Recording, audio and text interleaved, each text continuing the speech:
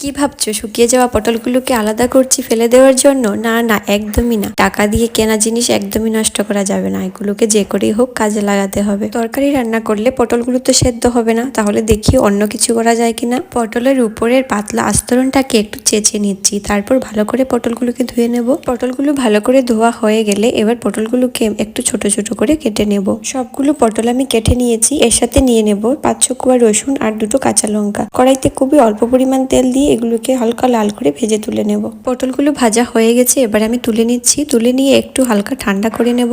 একটু ঠান্ডা করে নিয়ে এবার আমি এটা মিক্সিতে দিয়ে একটা পেস্ট বানিয়ে নেব। আর এদিকে বসিয়ে দিয়েছি কড়াই, যেখানে আমি অন্য একটা কিছু ভাজা করেছিলাম। ওই তেলেই আমি প্রথমে একটা শুকনো লঙ্কাকে ভেজে তুলে নিলাম, আর তারপর দিয়ে দিচ্ছি পটলের পেস্টটা। এখানে আমি ফোড়নের জন্য আলাদা করে কিছু ব্যবহার করিনি, আপনারা চাইলে এখানে কালো জিরে, পেঁয়াজ কুচি ব্যবহার করতে পারেন। তারপর আর অন্য কোনো মশলা নয়, শুধু নুন হলুদ দিয়ে একটু নেড়ে ছেড়ে তুলে নিলেই রেডি হয়ে গেল পটলের ভর্তা। চাইলে একটু ধনেপাতা কুচি আর ভাজা লঙ্কাটাকে একটু হাত দিয়ে চটকে নিতে পারেন, তাহলে টেস্টটা আরেকটু বেড়ে যাবে। বাস, তারপর গরম ভাতের সাথে ভর্তা নিয়ে খেতে বসুন, দেখবেন শুধু ভর্তা দিয়েই খাওয়া হয়ে গেছে।